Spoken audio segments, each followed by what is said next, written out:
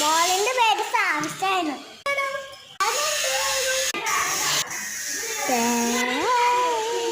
എങ്ങനെയാ ചേച്ചി? എനിക്ക് മൂഡ് കഴിക്കാൻ പോണം. എന്തുവാ ഇങ്ങനെയാണ് ചേച്ചി?